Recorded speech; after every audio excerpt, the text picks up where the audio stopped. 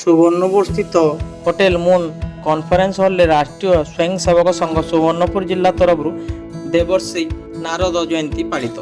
କାର୍ଯ୍ୟକ୍ରମର ପ୍ରାରମ୍ଭରେ ଶ୍ରୀଯୁକ୍ତ ଦିଲ୍ଲୀପ କୁମାର ତ୍ରିପାଠୀ ମାନନୀୟ ଜିଲ୍ଲା ସଂଘ ଚାଳକ ରାଷ୍ଟ୍ରୀୟ ସ୍ୱୟଂସେବକ ସଂଘ ସୁବର୍ଣ୍ଣପୁର, ଶିବପ୍ରସାଦ ପାତ୍ର ନଗର ସଂଘ ଚାଳକ ରାଷ୍ଟ୍ରୀୟ ସ୍ୱୟଂସେବକ ସଂଘ ସୋନପୁର ନଗର, ଜୟଦ୍ରଥ ଜଗଦଲ୍ଲା ସହ ଜିଲ୍ଲା ସଂଘ ଚାଳକ ସୋନପୁର, ମୁଖ୍ୟ ଅତିଥି ସୁଶ୍ରୀ ପ୍ରୀତି ସୁନା, ଜିଲ୍ଲା ସୂଚନା ଓ ଲୋକ ସମ୍ପର୍କ ଅଧିକାରୀ ସୁବର୍ଣ୍ଣପୁର ଜିଲ୍ଲା, ମୁଖ୍ୟ ବକ୍ତା କମ୍ବୁପାଣି ପାଢ଼ୀ ପ୍ରାନ୍ତ ସମ୍ପର୍କ ପ୍ରମୁଖ ରାଷ୍ଟ୍ରୀୟ ସ୍ୱୟଂସେବକ ସଂଘ ଓଡ଼ିଶା ପଶ୍ଚିମଙ୍କ ଦ୍ୱାରା ଦେବର୍ଷି ନାରଦ ଭାରତ ମାତାଙ୍କ ନିକଟରେ ଦୀପ ପ୍ରଜ୍ୱଳନ ପୂର୍ବକ କାର୍ଯ୍ୟକ୍ରମକୁ ଆରମ୍ଭ କରି ମଞ୍ଚାସୀନ ହୋଇଥିଲେ।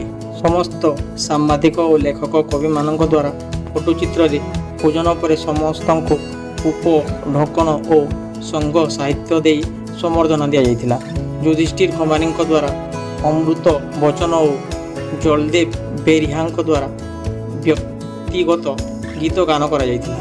ବକ୍ତବ୍ୟରେ ମୁଖ୍ୟ ଅତିଥି ପ୍ରୀତି ସୁନା ବର୍ତ୍ତମାନ ସମୟରେ ସମାଜର ଚତୁର୍ଥ ସ୍ତମ୍ଭ ସାମ୍ବାଦିକମାନଙ୍କର ଭୂମିକା ଗୌରବପୂର୍ଣ୍ଣ ବୋଲି କହିଥିଲେ। ତତ୍ସହିତ ଜଣେ ସାମ୍ବାଦିକ ହିଁ ସମାଜକୁ ପରିବର୍ତ୍ତନ କରିବାର ସାମର୍ଥ୍ୟ ରଖିଥାଏ। ତାଙ୍କ ପରିଶ୍ରମ ଯୋଗୁଁ ପ୍ରଶାସନ ତଥା ସମାଜକୁ ମାର୍ଗଦର୍ଶନ ମିଳିଥାଏ। ଏହି କାର୍ଯ୍ୟକ୍ରମରେ ଏକା ସାଥିରେ କବି ସାମ୍ବାଦିକମାନଙ୍କ ସମାଗମ ପାଇଁ ସେ ଅତ୍ୟନ୍ତ ଖୁସି ବୋଲି ପ୍ରକାଶ କରି କହିଥିଲେ।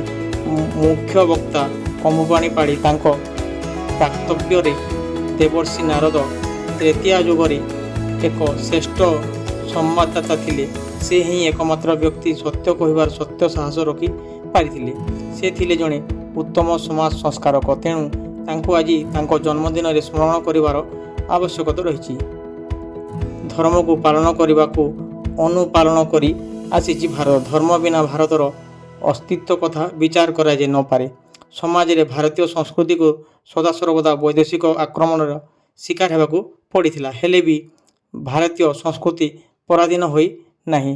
ବର୍ତ୍ତମାନ ସମୟରେ କବି, ଲେଖକ ଓ ସାମ୍ବାଦିକମାନେ ହିଁ ଭାରତୀୟ ସଂସ୍କୃତିକୁ ସୁରକ୍ଷା କରିବା ପାଇଁ ପ୍ରମୁଖ ଭୂମିକା ଗ୍ରହଣ କରିଛନ୍ତି। ବର୍ତ୍ତମାନ ପର୍ଯ୍ୟାବରଣକୁ ସୁରକ୍ଷା ତଥା ପ୍ଲାଷ୍ଟିକର କମ୍ ବ୍ୟବହାର କରିବା ପାଇଁ ସଚେତନ କରିବା, ଆମ ପରିଚୟ ସଂକ୍ଷିପ୍ତ ନ କରି ମହାନ ଭାରତୀୟର ପରିଚୟ ଦେବା ଉଚିତ।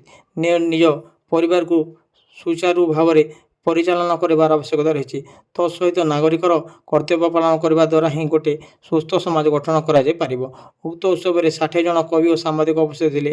କାର୍ଯ୍ୟକ୍ରମକୁ ସୁଚାରୁ ରୂପେ ପରିଚାଳନା ପାଇଁ ପ୍ରଣବ କୁମାର ନାୟକ ପଶ୍ଚିମ ପ୍ରାନ୍ତ ସହ ପ୍ରଚାର ପ୍ରମୁଖ, ଧର୍ମେନ୍ଦ୍ର ବଡ଼ମାଲି ଜିଲ୍ଲା କାର୍ଯ୍ୟବିଭାଗ, ହୃଷିକେଶ ଭୋଇ ସହ କାର୍ଯ୍ୟବାହ ସୁବର୍ଣ୍ଣପୁର ଜିଲ୍ଲା, ରଶ୍ମିରଞ୍ଜନ ଦାସ ଜିଲ୍ଲା ପ୍ରଚାର ପ୍ରମୁଖ, ରାଜେଶ ସିଂ ନଗର ପ୍ରଚାର ପ୍ରମୁଖ, ରାଜେନ୍ଦ୍ର ନାୟକ ଜିଲ୍ଲା ସମ୍ପର୍କ ପ୍ରମୁଖ, ସଞ୍ଜୟ ମହାପାତ୍ର, ଦେବେନ୍ଦ୍ର ପ୍ରଧାନ, ମନମୋହନ ମିଶ୍ର, ଅଚ୍ୟୁତ ମହାନ୍ତି, ସୁବାସ ମିଶ୍ର, କେଦାର ଦାସ, ଦୀପକ ମହାପାତ୍ର, ଶ୍ରଦ୍ଧାଞ୍ଜଳି ମିଶ୍ର, ସୁନନ୍ଦା ସାହୁ, ଇନ୍ଦିରା ମିଶ୍ର, ସ୍ୱପ୍ନା, ଶର୍ମିଷ୍ଠା ମିଶ୍ର, ପ୍ରଜ୍ଞା, ସବିତା ପଣ୍ଡା, ସୁଦାମ ନାୟକ, କୃପା ସିନ୍ଧୁ ମହାକୁର ପ୍ରଭୃତି କାର୍ଯ୍ୟକ୍ରମରେ ସହଯୋଗ କରିଥିଲେ।